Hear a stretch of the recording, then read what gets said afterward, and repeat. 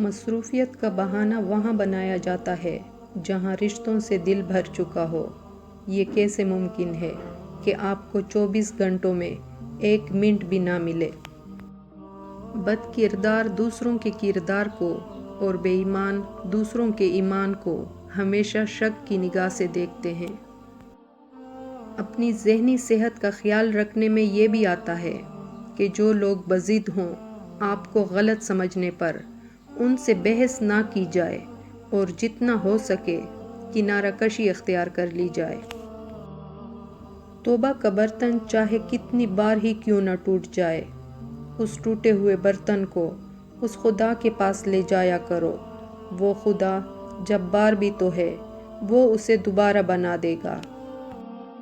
مہنگے کپڑے آپ کے بدن کو تو ڈھک سکتے ہیں، لیکن آپ کی سستی سوچ کو نہیں چھپا سکتے۔ کسی دوسرے کو تکلیف دے کر حاصل کی ہوئی خوشی کی عمر بہت تھوڑی ہوتی ہے۔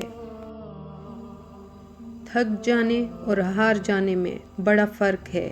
تھک جانے والا دوبارہ اٹھ کر کھڑا ہو سکتا ہے، جبکہ ہار جانے والا ایسا نہیں کر پاتا۔ عورت کی طبیعت بھی عجیب ہے۔ وہ غریب شوہر سے پیسے کی توقع رکھتی ہے اور پیسے والے شوہر سے پیار کی۔ میں نے کچھ لمحے خاموش رہ کر دیکھا، میرا نام تک بھول گئے میرے ساتھ چلنے والے۔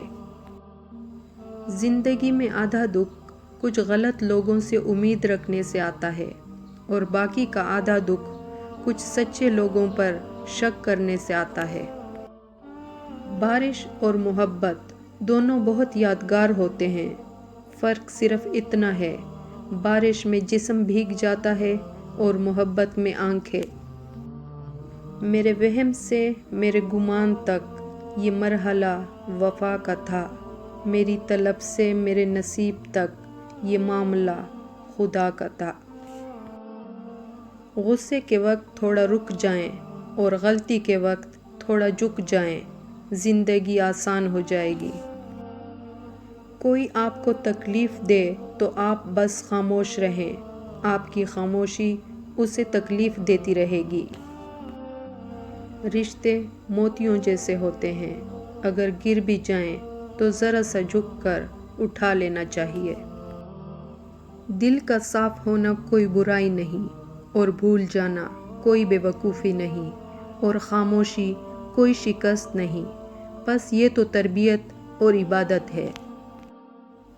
اے اللہ، مجھے آنے والے بہترین دن عطا فرما اور میرے نصیب میں ایسا لکھ دے جس سے میرا دل خوش ہو۔